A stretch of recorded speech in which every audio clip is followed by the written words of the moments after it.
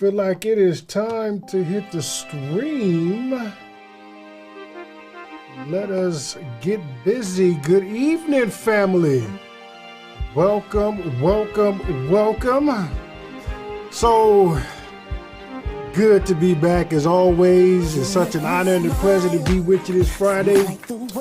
Enjoy the music as we allow people to get home, get situated, get ready for tonight, I guess.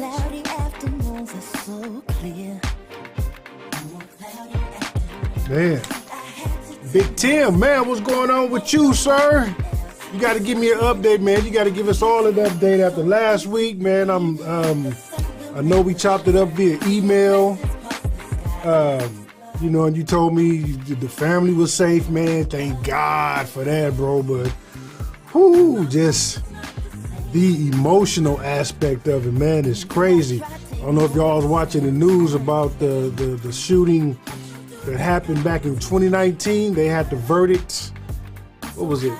Yesterday? What's today? Friday? So it was either Wednesday or Thursday. I listened to the radio and the verdict came down. They found the man guilty on all counts.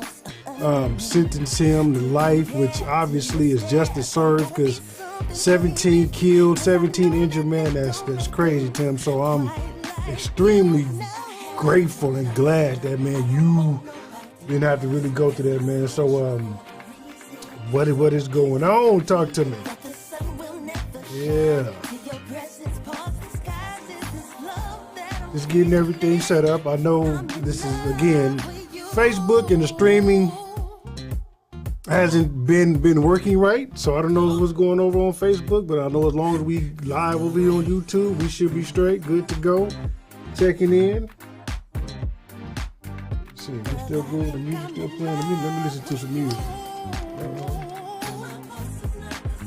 There we go. Yeah. Can hear everything. Again, giving a special shout out to Marquise Green, recording artist, man, for always letting me use his song for this beautiful intro for this beautiful Friday. It just gives such a good energy. Copyright free. I love it. Make sure we got everything set and good to go. Yeah. All right. So as I said, family, man, it's so good to be seen, to be with y'all again, once again on the Friday. For those of you tuning in, truly appreciate it. Shout out to you as always. Just checking in. So now that the music is off, let me take this off so we can focus on talking. Tonight's gonna be an easy night. Like I said, this is gonna be an Ask Me Anything session, simply because for the last 5 weeks, the last 5 Fridays, I've actually spent just teaching. Like, we've been focusing on the business mastery, focusing on those few key things to make a huge impact on the success of our businesses. So tonight I figured, you know what, let me not talk, let me listen. So if you have questions, I'm here to answer them. If you don't have questions, and of course there's always something that that I can tap into, because social media and me, boy, I tell you, definitely. So what I'm gonna do, I'm gonna go ahead, drop the intro video. When we come back, I'm gonna tap into the comments, see if there's any questions. Like I said, if there's no questions, then I got something I'm gonna talk about, and we will go from there. So drop the video, and I'll see you in just a second.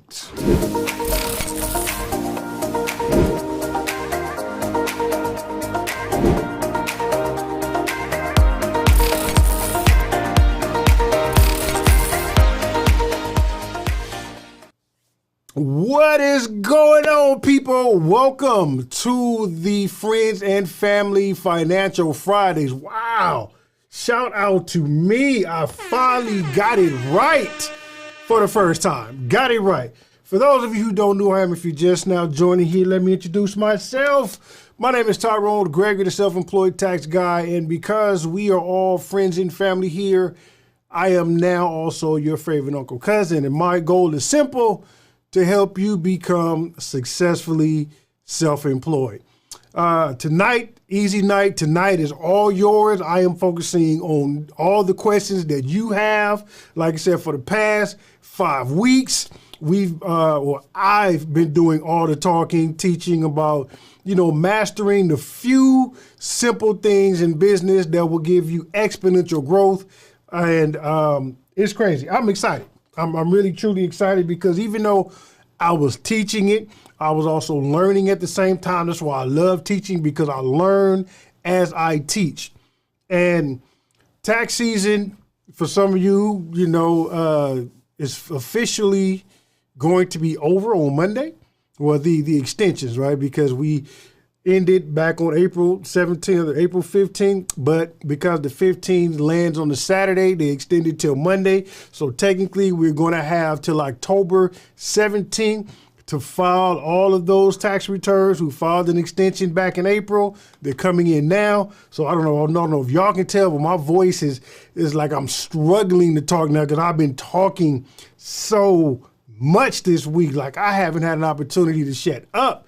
It's crazy. But when it's over, not to say that I'm excited because, I ain't gonna lie, I'm excited it's over. But the reason I'm excited it's over because now everything we talked about in that business mastery class, especially the pump up the volume part, oh man, I'm super excited. About to go out, create a lot more content, a lot more things to talk about. And it's perfect timing, man. I broke my phone, so I just got a new one in the mail, and apparently they upgraded me with the insurance, so better camera, better everything. Got me like a little mini, what is this?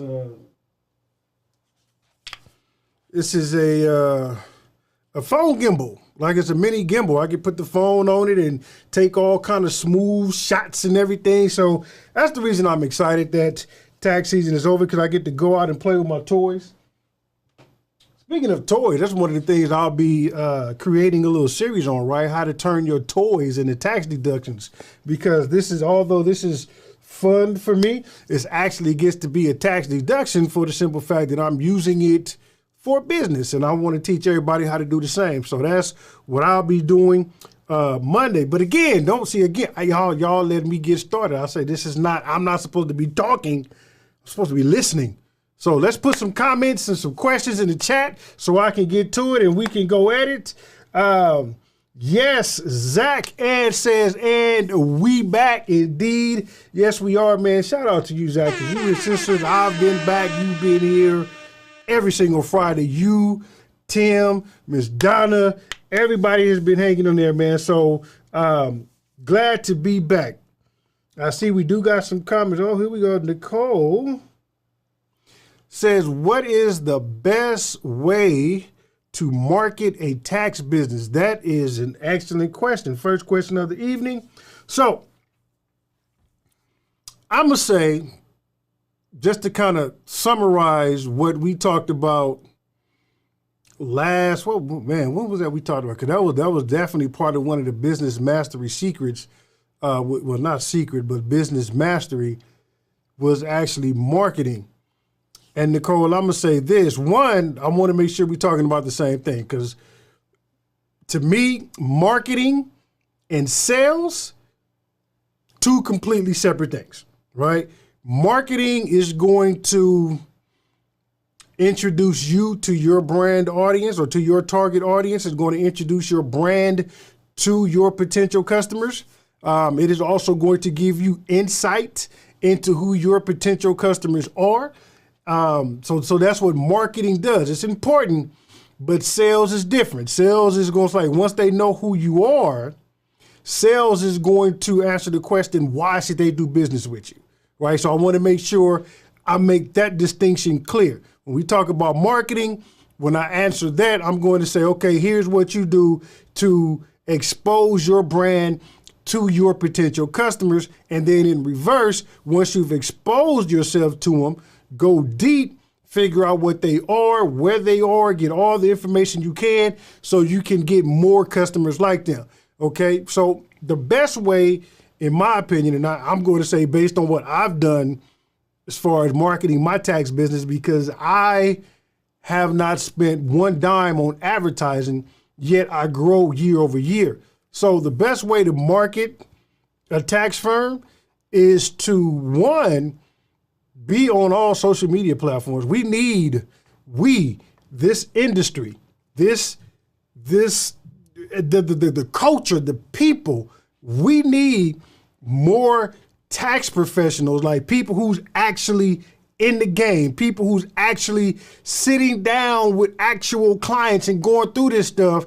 We need those kind of people on all of these social media platforms telling the truth, right? And I get it. A lot of people want to just bring out the sexy, the fun stuff, or do this, start a business so you can reduce your taxes. And we need more people out there telling the truth. So one thing is, when you start your marketing, one, stick to your brand, be consistent, right? Meaning your font, your colors, your images, everything. Every time you post, you want to make sure it's looking the same, be consistent, because that gets them used to seeing you. Make sure your message is clear. Definitely, you can always give the what and the why, make them pay for the how, right?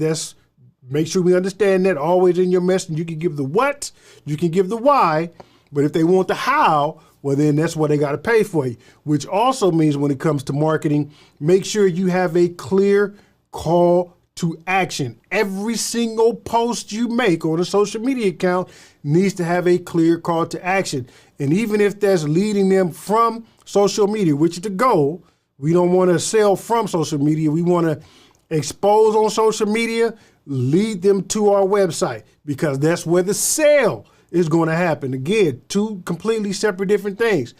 Networking, especially when you're in taxes, networking, getting out there, meeting people, letting people know what you do, let people know why they should do business with you. That is a very important question to answer, especially when you're in taxes. Why? Because this market, I almost want to say it's saturated, but even in my building, I've been here over 3 years, and I just realized, the other day, I went downstairs and I looked at the marquee because I saw my name was there. I never paid attention to it. But then I just kind of looked at all the other names that were on there, and I was like, man, there's 2 other tax preparers in this building.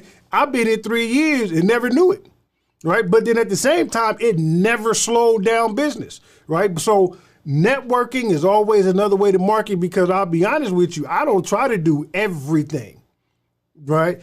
I for sure say, hey, what is your specialty? Because say, for example, if you specialize in insurance companies, well, let me send them over to you, because that is a completely different beast, even though we're in the same industry. So networking is a good way to market your tax business. Definitely educating people on what because I do believe that is probably the biggest thing when people are searching for tax advice, for tax repairs. They want to know the person that they're going to is really going to be able to alleviate that pain of not knowing. They want to know that the person they're going to is knowledgeable and well-versed in their unique situation. And once you do that, once you let them know, hey, this is what I specialize in, this is what we can help in, use case studies, right? Obviously, you don't want to use the same information of your client, right? Like they say, we've changed the names to protect the innocent. Do that, but definitely use case studies, because that way when people say, hey, when people see that you say, this is what we did for ABC customer, and they be like, well, if they did that for them, I know they can do that for me, because their situation is very similar to mine, right? So you want to make sure you're doing that, and then just be consistent. That's really the whole thing, consistency. Right? Making sure that you post it in season, out of season, scheduling if you have to, and making sure, again, that every single post is going to have a call to action, because when they read and they say, okay, yeah, I like what I'm seeing, if there is no what next, what to do next, which is the call to action, if that isn't there, you've lost them immediately. They just going to scroll through and be like, oh, that was cool. Next. Right, and keep going. But if there's a quick call to action, which for tax companies, which could be, book your appointment, book a 15-minute consult, something of that situation, even if you got a freebie, right? And that's more advanced marketing. You can actually create a freebie, a lead magnet, which may be like a one-page PDF of the top whatever you see in your experience dealing with the industry. It can be the top missed tax deductions. It can be the top mistakes you see people make, right? Like for me, I deal with entrepreneurs. So everything I talk about is, well, here's what I'm seeing because I'm actually in the trenches. Here's what I'm seeing happening with entrepreneurs. Here's a resource list to help with that, right? And that helps me gain clients. Like I said, I haven't spent a dime on any ad revenue at all. And then the greatest form of marketing, which is the freest, is that a word? Free, it's free, referrals. If you've really done a great job at that desk, if you've really helped the client, achieve whatever goal there was, ask for the referral. I find that to be like, I'm going to say at least more than half. I don't know the exact percentage. I ain't dug into the numbers, but more than half of my client base is from referrals. And I'm going to be honest, like I will hand to God, this happened Wednesday. A client I saw, because I have you can go to my website and you can book an appointment. I just get the notification on my phone. So I got the notification that there's an appointment coming in at 3:00. I'm like, all right, perfect. So when the young lady walked in, she was like, I found you. And I was like, okay, great. But come to find out, this young lady had been one of my clients when I was working at the big box retail tax store before I started off on my own. She was a client then, and she was like, I've been looking for you for years. And every time I called in, they be like, yeah, he's gone. He ain't there. And I didn't know where to find you. So I went back and looked at my old tax return, found your name, Googled you. You came up, and I made an appointment. I was like, wow. She said she was a client back in 2017. But found me. So providing excellent service is another way of marketing. And I did mention she Googled my name. So if you have a physical tax location, make sure you claim your Google My Business. Utilize that. It's free. It works. Like I could go on talking about that, but I don't want to take a part of time talk about marketing because I sure can get off on a tangent about that. But Nicole, I hoped that helped. I really hope that helped. Okay. Yes. Let's see what else we got. Who we are? Donna, I see you. Got you there. Going through. Let's see. Tim says, I network with the T-shirt people. Let me put this out here. I network with T-shirt people and a lot of tenors. We have a bit. Man, you'd be surprised, though. That's good. Tim, that's excellent that you do that. But you'd be surprised. Like, I know we hear competition. I know we hear that word, but not everybody's competing with you. Like, it's enough of this pie for everybody to eat good. Right, so don't look at people as competition. Just look at network. I love going into a room and networking. Here in California, we have the California Society of Tax Consultants, the CSTC. Good friend of mine, Shannon of Shannon Hard Tax. She introduced me to that group. Went, joined some of the most amazing tax professionals that I network with. But I'm glad that I know them because even in situations, I can go there and be like, hey. My client had this unique situation, and they got people there that literally pull out tax law books and they go through and they look and they be like, okay, well, according to tax law, it says this. And then as a collective, we'll come together and we'll say, okay, well, if the tax law said this, what does it really mean? Are there any court cases that provide precedents, right? Like we go through all of that. Now imagine if I would have looked at them as like, I don't really want to network with another bunch of tax professionals because they try to take my business. That's my competition. I don't want to be there. I would have missed out on so much. So Tim, I'm glad the fact that you do that and it's worldwide because that's how you grow, right? You learn from networking. Your net worth is tied to your network, right? With this, we know. Let me see. I see Zach got some questions, but let me answer from this side because I can't see everything on the tablet. It cuts it off.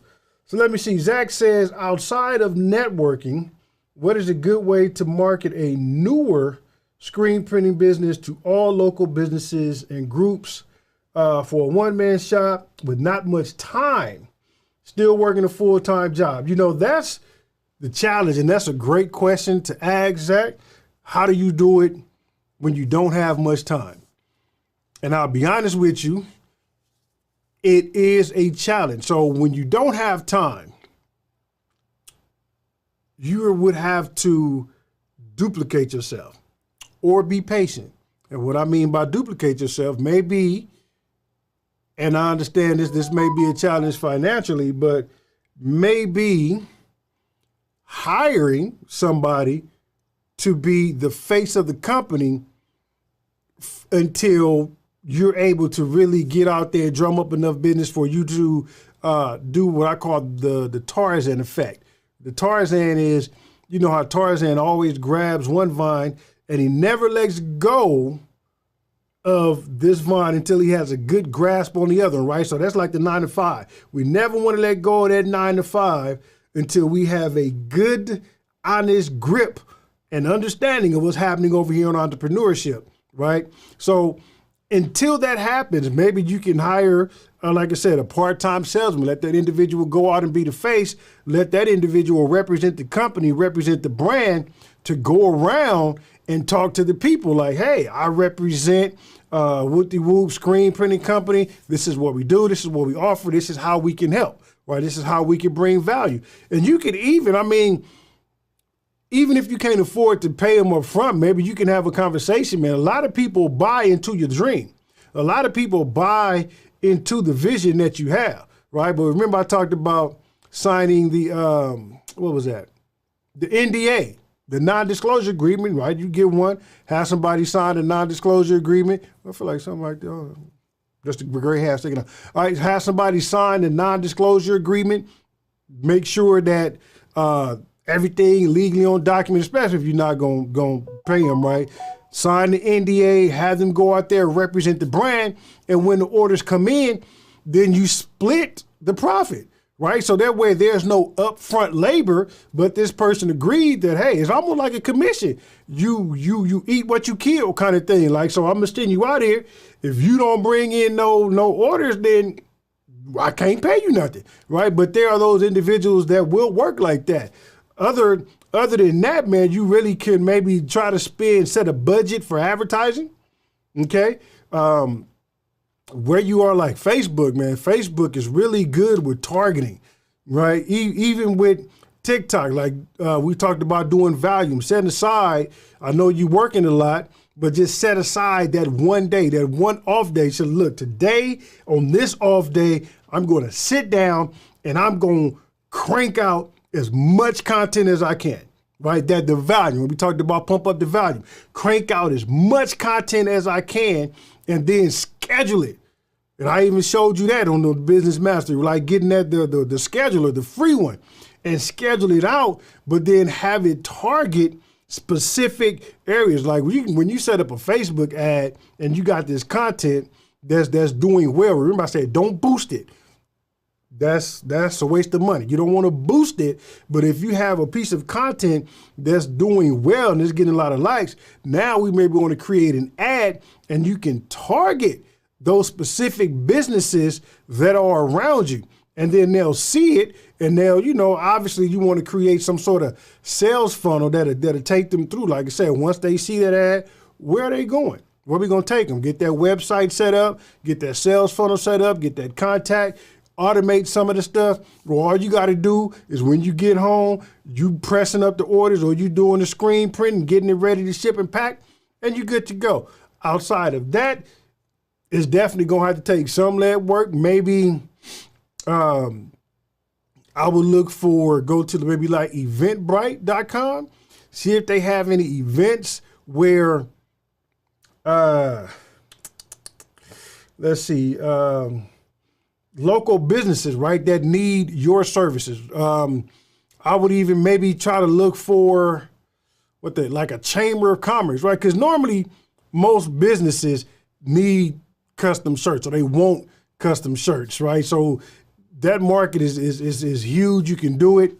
And you want local businesses, hook up with like a local chamber of commerce. And normally the good thing about the chamber of commerce events, they happen after work because mostly everybody is there or working, right? So the chamber of commerce events happen after work. You go there, you introduce yourself. This is what you do. This is the service you provide. Bring some samples, give it to people, let them feel, you know, because a lot of people like the tangible aspects of sampling other people's products. So you say, hey, here's my work. This is what I do. You, on your day off, even if they closed, right? Here's another thought for you, Zach. If they're closed when you're off, pre-plan that. Right? Put some samples together, like do a research on a local business, see what their logo is, see what their mission is, like go into their website, read their about statement, read their mission statement, read everything you can about them, then create a shirt, create a sample or whatever it is you want to create and send it to them and have it set so it'll receive on the day that they're open and be like, hey, I just want to introduce myself, put a nice little card in there, make sure it looks good. Say, hey, I just want to introduce myself. This is what I do. Here's a sample of the work. If this is something, a service that you need, here's how to reach me, right? Like, and that happens while you're at work.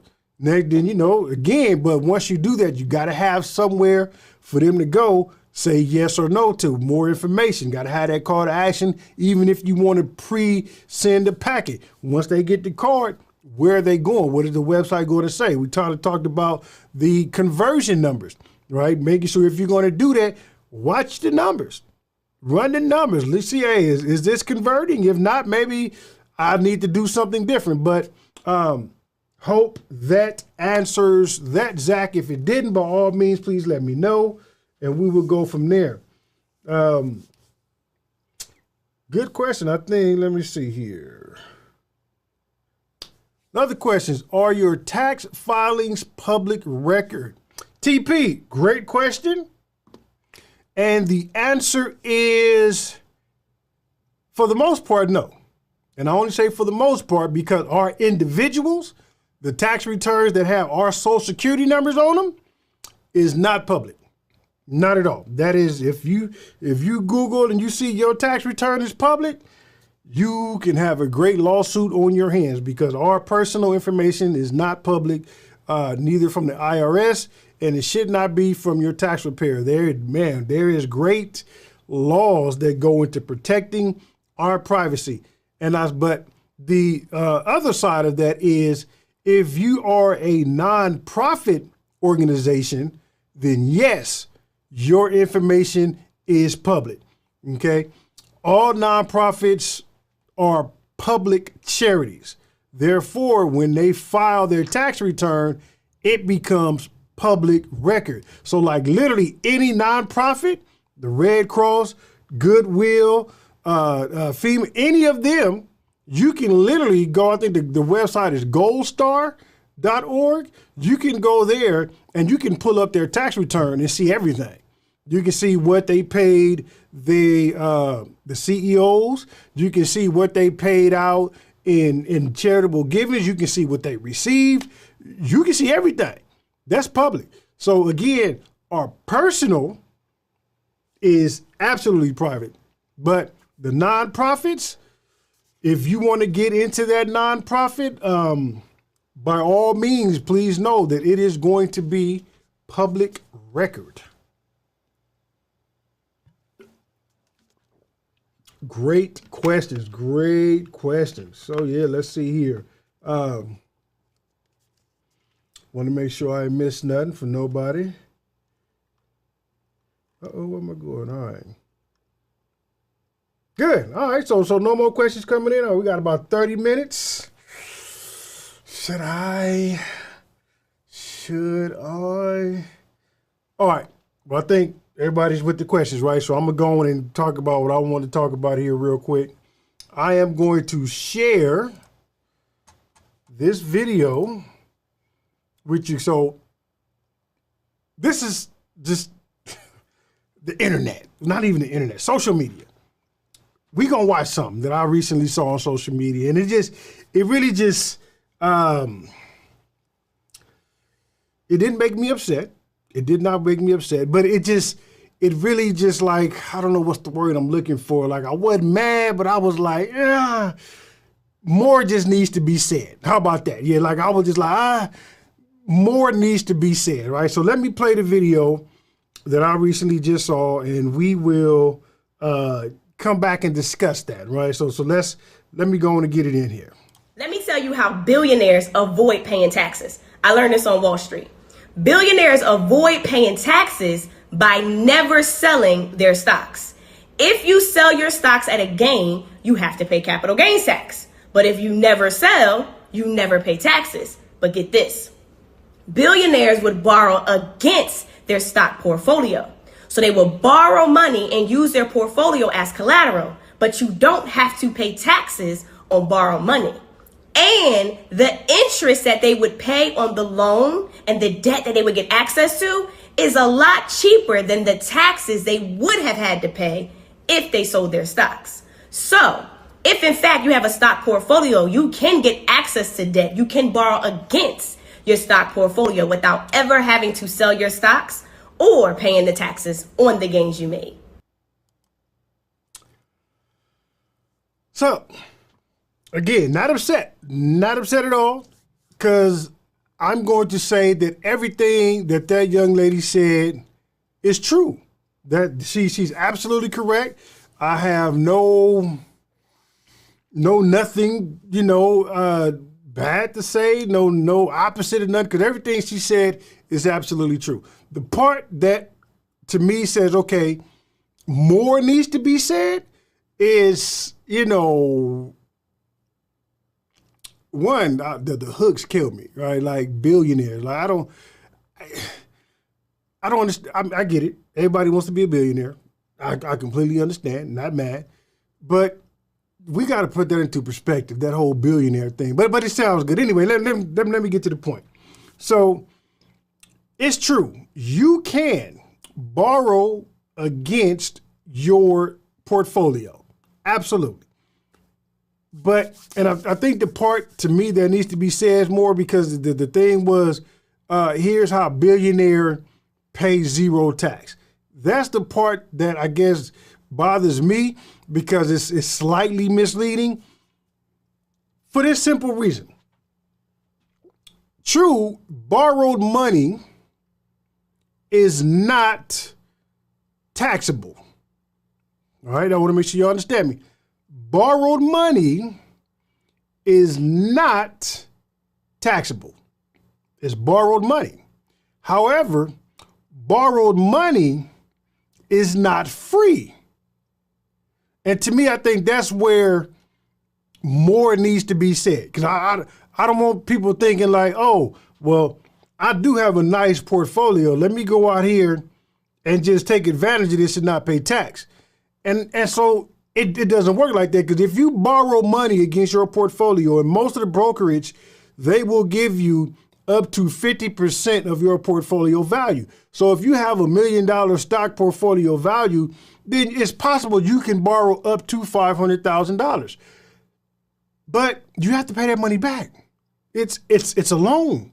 That's why the IRS doesn't consider borrowed funds taxable, because you got to pay it back.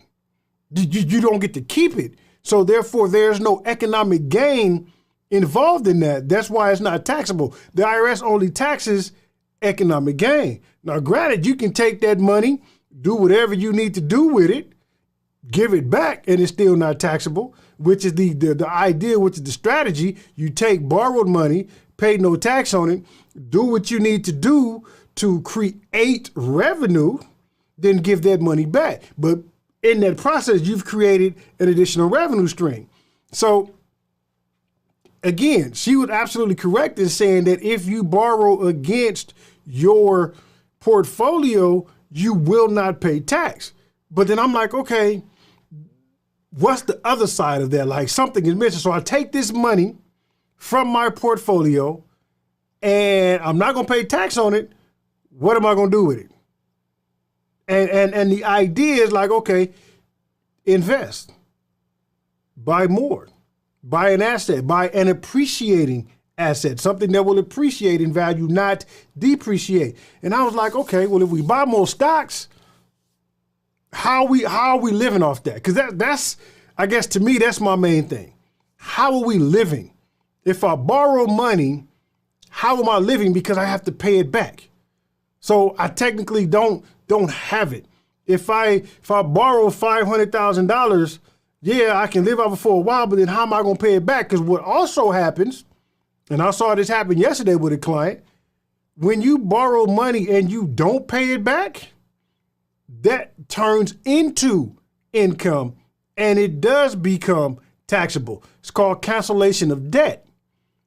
Because anytime you cancel a debt, that means, at least to the IRS, that's telling them that, okay, you had these funds, you used them, you didn't pay it back. So therefore that created economic gain because you didn't pay it back. You kept it. So you technically gained economically. Therefore, it's taxable. And I had a client come in yesterday. She's like, what is this for? And I was like, oh, yeah, it's a cancellation of debt. She's like, what does that mean? And so I had to go break it down. She was like, yeah, I had a car.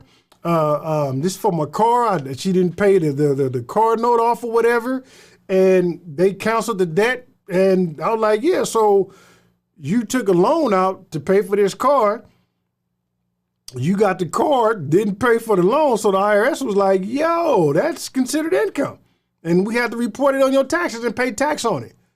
And see, that's what I'm saying. On the other side of that, that's what gets me, like, I want us to tell everything. Okay. And then I even went further, like, okay, we borrow against our portfolio, 100% possible, right? Don't take money out. Then the tax mind and the tax person in me kicked in. I'm like, well, we didn't even talk about the capital gains, because if you keep it for more than a year, keyword being more than, if you keep your stocks for a year and a day, right? So in the regular year, it's 365 days. So if you keep the stock for 366, you're good. On a leap year, if you keep it for 367, you're good. If you sell it after that extra day, then it's considered long-term capital gain and there is no tax anyway. But maybe with only 60 seconds, you can only say so much. I get it. So I was like, what else can an individual do if they borrow against and not pay taxes? So how much time I got? 20 minutes. So I'm going to try to do something. Let me share my screen with you. So before I share my screen, this is my thought process. If somebody does that, if somebody borrows against their portfolio, what are they going to do with the money? I'm going to make an assumption that 90% of the people is going to reinvest it into some real estate, right? Like, put me in the comments if that's what you would do. Reinvest it in the real estate. So let's look at some real estate. Here is Zillow, right? I want to see what it would look like. I'm going to say, I'm in California. I'm going to say I want to buy a house. And an average house, who we at? What area is this here? They're looking at, they in Lancaster. That's fine. Lancaster's about 2 hours outside of Los Angeles. Because if we was looking in LA, we would, man, let me show y'all for just giggles. I don't want y'all to know my location. I'm going to just type something. Okay. Let me just type in Los Angeles, California. Let's see what comes up. Look at that. Small 1,800 square foot for almost $1 million. That's what you're going to get in LA for a regular, nice and sized house, 1.1 million, 1,500 square feet. LA is crazy. Yeah, so let's go back to Lancaster, where for more, 25, 30, we pay about $500,000. See that? You got to go 4 hours outside of LA to get something decent. Y'all say that's crazy. That's why everybody moving to Texas. Sorry, Donna. But as you can see, this is why everybody coming to crowd your state. But let's look at that. All right, so let me just go with this one here, right? The house, $549,900. All right, let's keep that note. I'm gonna write this.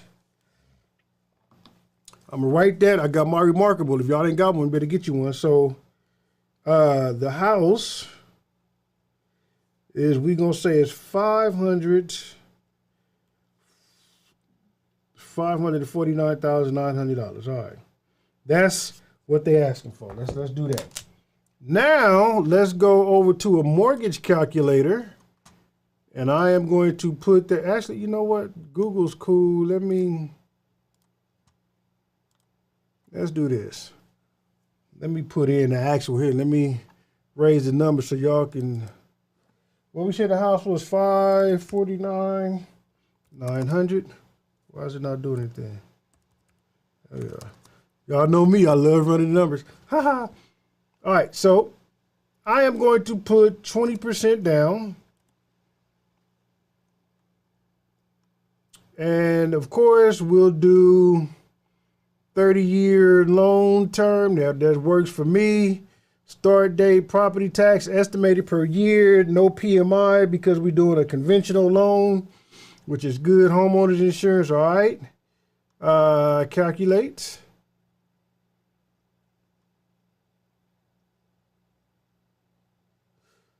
All right. Down payment amount will be $109,980, which is, hey, that works for me. Total monthly payment would be $26.71. All right, so let me write that note down. We're about to see if these numbers are going to work for us. So, total monthly payment is $2,688. All right. So, and that's at $549. All right, let me see. I want to see something else. What would this one do? Let me see if we hook a loan amount for $5. See if Google gives us something completely different, just for perspective.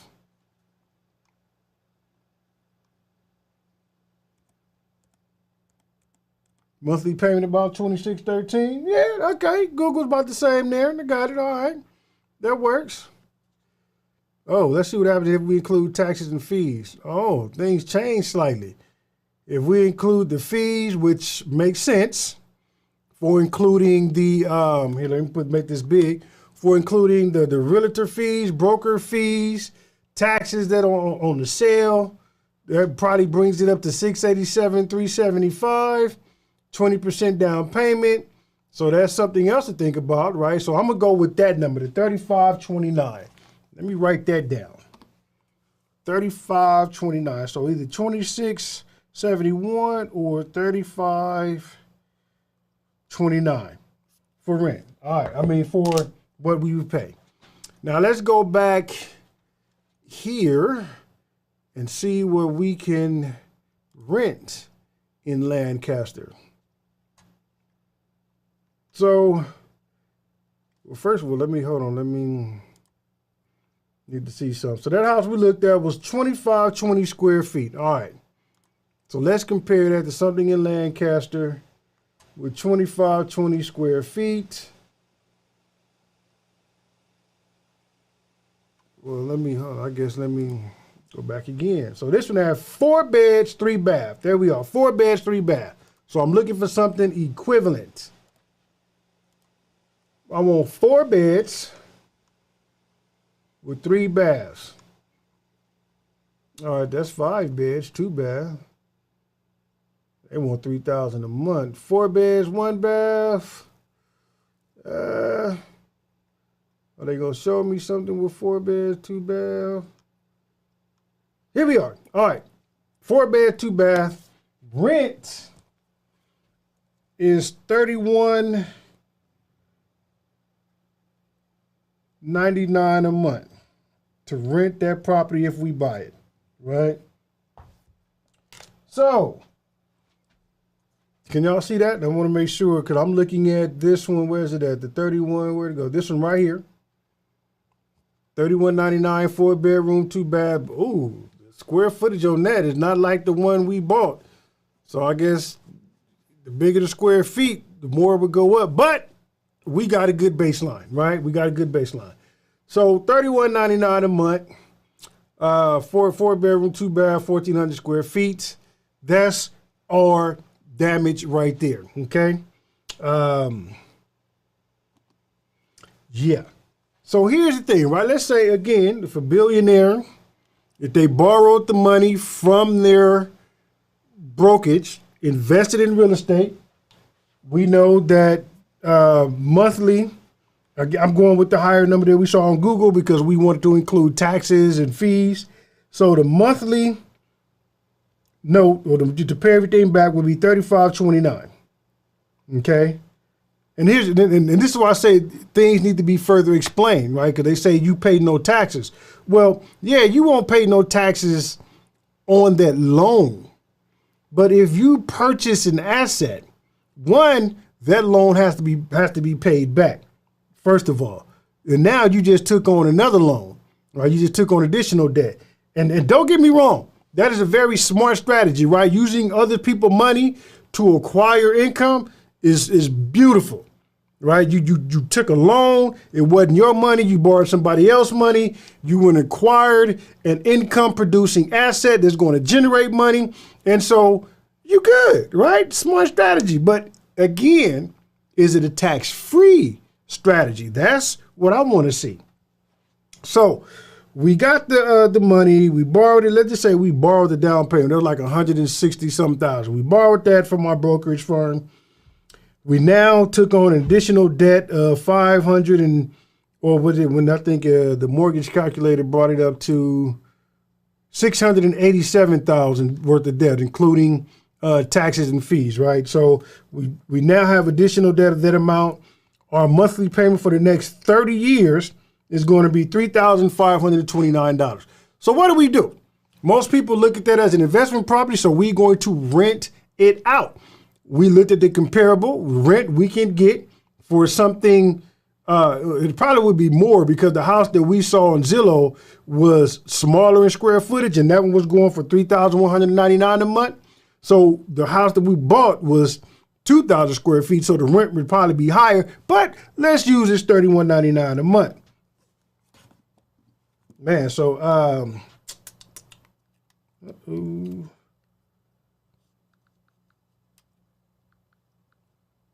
new phone, gotta learn how to work with it. Let me get up my calculator here.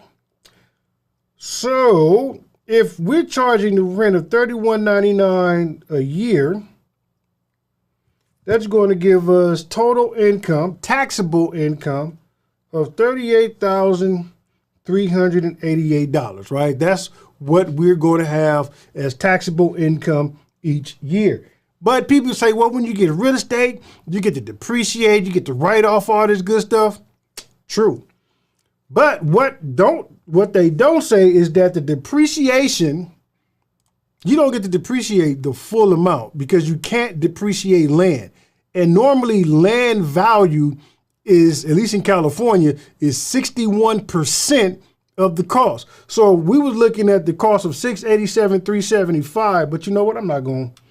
Let's use a lower number just for kicks and giggles, right? So $687,375 was the total cost of the home.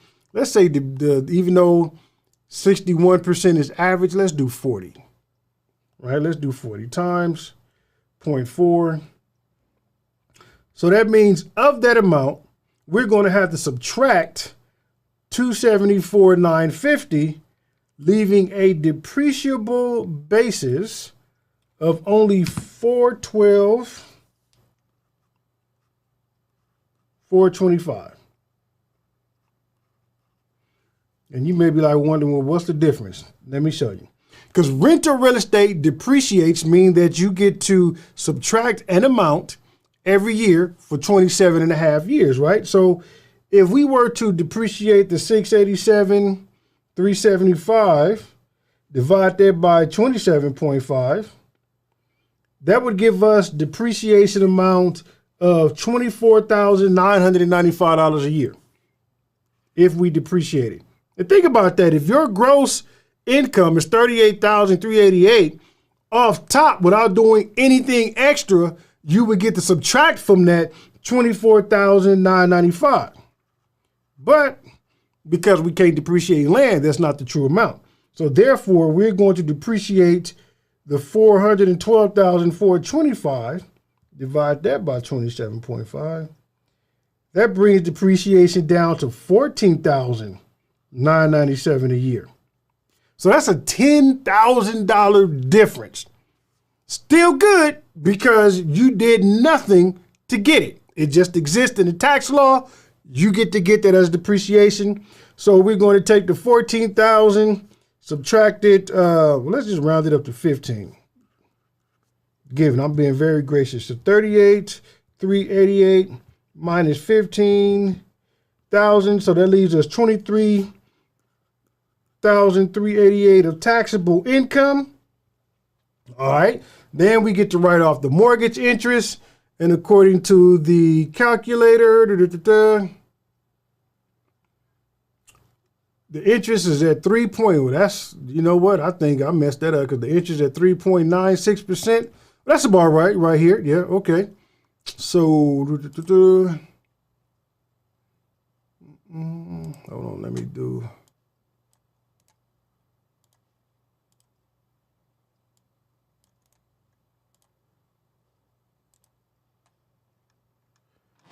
You got that. So total interest, that's going to be what it is over third. Let me do my math again. 524 divided. So the interest would be come up to about 17,000 a year. 17,498. So when we subtract that from our 23,3, it may be looking good, y'all. So that leaves us taxable income of 5890, right? So we get to subtract that. And then the property taxes. So hey, we honestly may end up with zero taxable income from a rental, right? That may actually be a good thing there. Then the property taxes, I'm pretty sure out there, property taxes are going to be about maybe $2,000 a year. Maybe some maintenance on that. It's possible we can get that to 5,890 that we can write off. So somebody can have cash flow of 38,388 and actually maybe only have of that amount have only $2,000 to pay tax on, which ain't bad. Ain't bad at all. So that may be a strategy that somebody can think about when it comes to borrowing against your portfolio. But run the numbers, because in another scenario I ran, it was like, you know, when I looked up on Zillow, the rent was a lot higher. The rent was like almost 5,000, which brought the rental income up to like 60,000. And it was like, yeah, at that amount, they had taxable income of 30,000, so it wouldn't have worked. But if you being, let me slow down, because I don't want nobody to limit themselves for tax purposes, because that don't make sense. Like, don't go looking for a cheap deal just so you can avoid taxes. If that's a strategy you're going to do, don't say, I'm going to, you know, skip the $100, give me the $1, right? Like, I'd rather have half of 100 than all of $1. Make sense? Because I know a lot of people, they'll be like, you know what? I want to stay under the tax radar, so I'm going to just do as little at least as possible, right? And it's like, yeah, I get it, but honestly speaking, I'd rather have half of 100 than all of a 1. That makes sense, right? That makes sense to you? Okay, perfect. So that was good. I mean, that's something to think about. Hopefully, you know, we was listening, writing down the numbers when I was taking my notes and seeing, run the numbers. Y'all know me, run them numbers, make sure it makes sense and be good, because it's something you can do. So if you got a good portfolio, if you're invested in the stock market, you can borrow against it. Borrow, that is tax-free money. Invest and use some properties. You can see out here in California, you know, Dave, you can come out here and you can buy you a property for $600,000. They even got lots and lands. Look at all this stuff. Here it is. This nice, beautiful home you can get here in Cali. They got pictures on here. Ooh, look at that. In Lancaster, you'll be, 2.5 hours away from everybody, but you'd have you a nice house. Upstairs, downstairs, looks good. Yeah, look at all that. So come on out here with Cali and get you one of these houses for 600-some thousand, enjoying your favorite uncle cousin. Even though you'd be 3-4 hours away, we can still, visit on holidays, so yeah. Man, let's see here. I see some comments. I'll get some comment. Yeah, Tim. I see your house and what it's worth, man. Cali's different. Sorry, Tim. It's funny. Let's see, brown sugar. That seems like a good question. Let me answer this one here. Oh, it cut off. Let me go directly to the live stream so I can see it. Working as an independent contractor, spending a lot of money for my work. If I don't need an LLC, what do I need to do to be able to have write-offs and deduct those expenses? Whoo, brown sugar, boy, brown sugar, baby. Is that a play off that D'Angelo song? That's my jam right there. Great question. So even though it got cut off in the little thing that flashed across the screen there, the full question is something that's really been going in on social media. If you have a W-2 job, start a side hustle so you can write things off. Geez, that's... I'm going to just say it like this. What's the purpose of a business? Think about that. In real, true entrepreneurs. Matter of fact, everybody who's a real, true entrepreneur, chime in right now. What is the purpose of a business? For most of us, the purpose of a business is to generate money. Right? The purpose of a business is to create products and services and sell to consumers, thereby generating money for its owners to live off of. And if you think about that, brown sugar, if the purpose of a business is to generate money, that means you're going to be adding money to the money you're already making, which is going to increase your taxes. So default, logically, that don't make sense. But what they're saying on social media is to do this. Start this business, write off everything, take a loss, right? Like write off so much that you have a negative outcome on the business side. Because as law is allowed, and here's the thing, here's where it gets tricky. It is allowed in the law, in the tax code, businesses are allowed to take losses. And that loss will offset other income on the tax return. So if you made $100,000 and you took a $50,000 loss on your business, then that $100,000 is now going to be reduced to $50,000. So instead of paying tax on $100,000, you're now paying tax on $50,000 because of that $50,000 loss in the business. That is by all measures legal. What isn't legal is when it's done with the intent to reduce your taxes. Can I see what I'm saying, brown sugar? So if you legitimately had a business and you legitimately put in effort to make profit and it doesn't happen, then the IRS says, okay, cool, we understand losses happen. We allow that.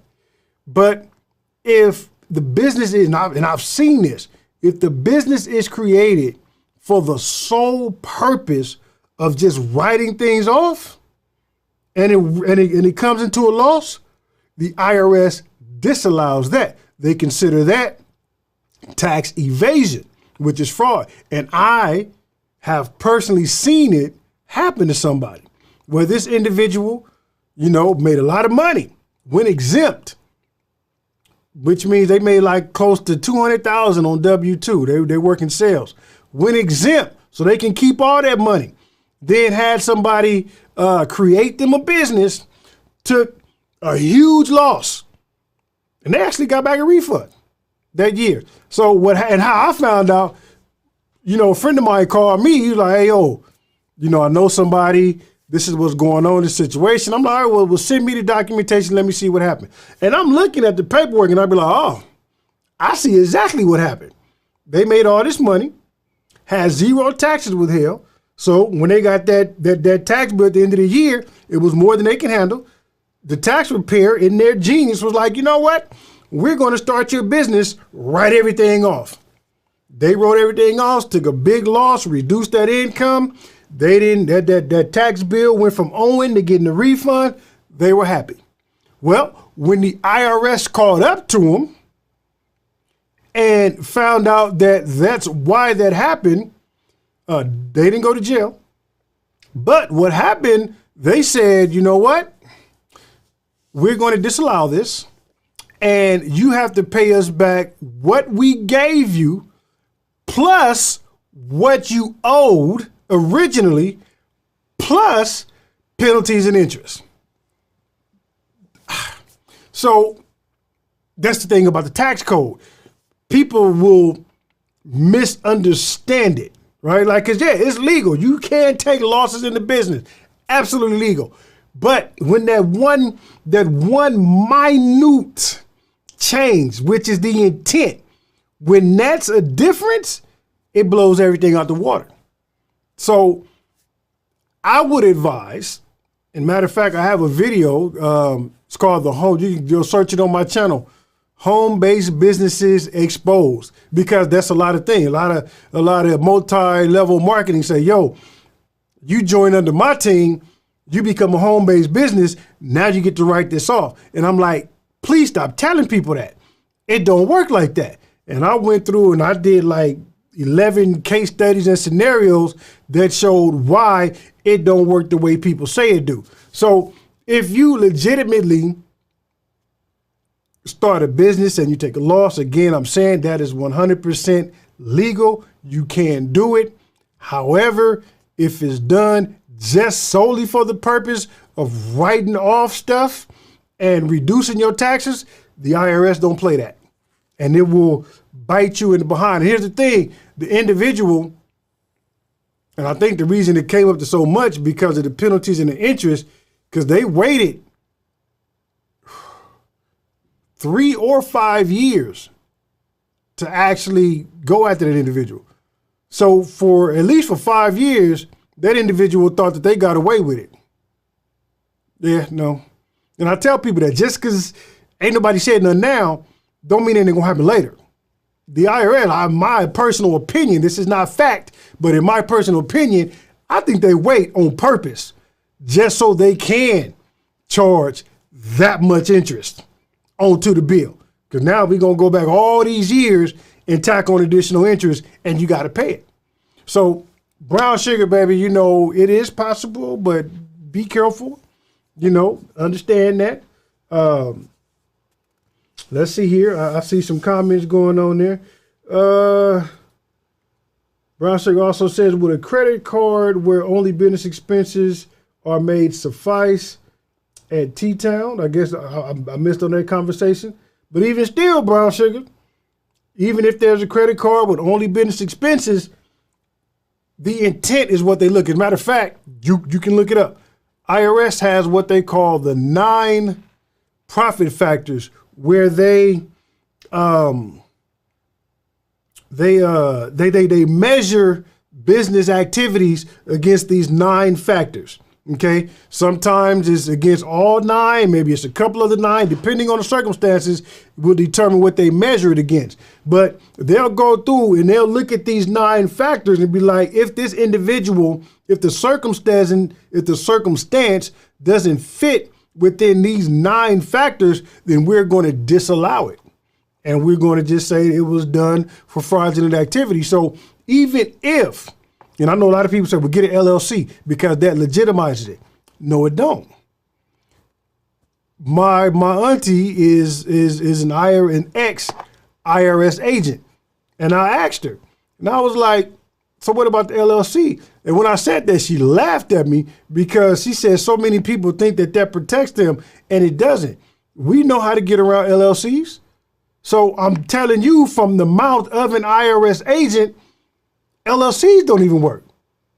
That's why I said there's no point of getting one. I mean, there is a point, but not for that, right? So be careful. Just be careful. Oh man, it's already 8 o'clock at 8:05. Why y'all didn't say something? We out here just running our mouth, or I'm running my mouth. We talking, but yes. So all my expenses are necessary. Again, brown sugar. I'm gonna say this, and I'm gonna let everybody go. If you are genuinely in the pursuit of profits, by all means, do it. Right, but you cannot have a business tax return with no income and a bunch of expenses. That's immediate red flag. Immediate red flag. So you're going to have some income. And what if you actually go out in the pursuit of income and you actually earn income that's more than what you're writing off? Now you're adding to that W-2 income, which is increasing the taxes, not reducing it, increasing it. So if you are seriously pursuing business, by all means go for it. But if you're just trying to lower your taxes, man, I would not do that. I would look into maybe some tax planning, maybe some retirement planning, looking into shifting money around in different ways that will benefit you later. But I wouldn't go that route. Not I. So, did I claim my tax? Yes. As a matter of fact, good question, Tim. I appreciate that for everybody. If you have a YouTube channel, you now can claim your tag. I think they gave me mine automatically, the self-employed tax guy. But if you got that channel, make sure you claim your tag. YouTube is trying to keep up with TikTok. So there's going to be some changes we about to see here. Y'all, we might want to ride this wave. When two companies compete, the consumers get the benefits. So let's get ready to ride this wave, y'all. But that is it for me. I am way past my time. I appreciate y'all spending time with me here, your Uncle Cousin. And hopefully, we talked a lot, learned a lot tonight. Next week, we'll come back. We'll do it again, right? If you have more questions, have them ready to go. And I'm going to tap in with everybody later. And I know who else. Romika, Miss Gaston, man, I have to give a shout out to you for purchasing the book last week. You have to shoot me an email. I got something for you. I want to know what you think about it. Did it help? Did it make sense? You right? Give me all of that. Shoot me an email, Romika, specifically because you got the book last week, and we can go from there. But I'm checking out. I'm logging off. And everybody, y'all have a great night. Be safe out there. Remember, keep your head to the sky, right? Everything's going to be all right. Know that I love you. I appreciate you. And I will see y'all next week. Peace out.